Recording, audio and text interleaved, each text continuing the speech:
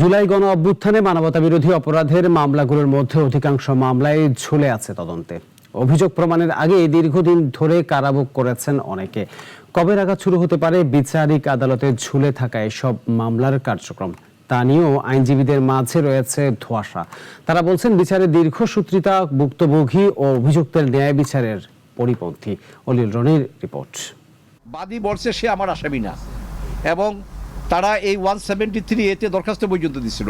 সেই আসামি আজকে 2 বছর যাবৎ হাজতে। ক্যালেন্ডারের পাতায় কেটে গেছে 2 বছর, কিন্তু বিচারের ঘড়ি যেন থমকে আছে আদালতের দরজায়। কারো অপেক্ষা স্বজন হারানোর ন্যায় বিচারের, আবার কারো অপেক্ষা নিজের নামে ওঠা অভিযোগের সত্য মিথ্যা যাচাইয়ের। তবে কবে হবে অভিযোগের চূড়ান্ত নিষ্পত্তি, সে প্রশ্ন সবার।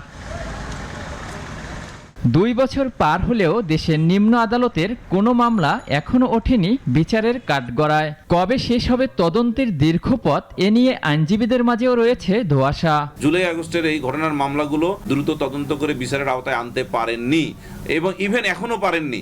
এবং আমার বিশ্বাস আগামী 10 বছরেও এটা হবে না বলে আমি বিশ্বাস করি।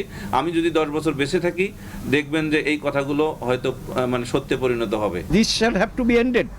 একটা পর্যায়ে তো শেষ করতে হবে। এখন আমি কাজটা করতে গেলে আমার জন্য দুরূহ আমি করবো না, তাহলে কেউ কারো না কারো তো করতে হবে।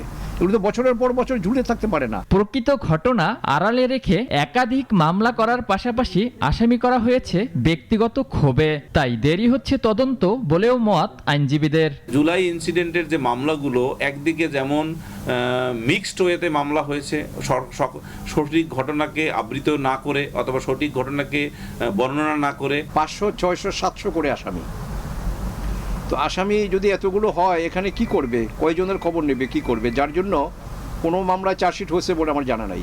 তবে অভিযুক্ত না হয়ে বিনা সাজায় দীর্ঘদিন কারাভোগ করছেন অনেকে, যা ন্যায় বিচারের পরিপন্থী বলেও জানান ফৌজদারি বিশেষজ্ঞ এই আইনজীবী। বাদী বলছে সে আমার আসামি না, এবং তারা এই 173A দরখাস্ত পর্যন্ত দিছিল। সেই আসামি আজকে 2 বছর যাবৎ হাজতে। তাদের জামিনও করাইতে পারি নাই, মামলা থেকে তাদেরকে বাদও দেয় নাই। মামলার তদন্ত দ্রুত শেষ করতে তদন্ত কর্মকর্তাকে আরও বেগবান হওয়ার পরামর্শ আইনজীবীদের। অলিউল রনি, নাগরিক, ঢাকা।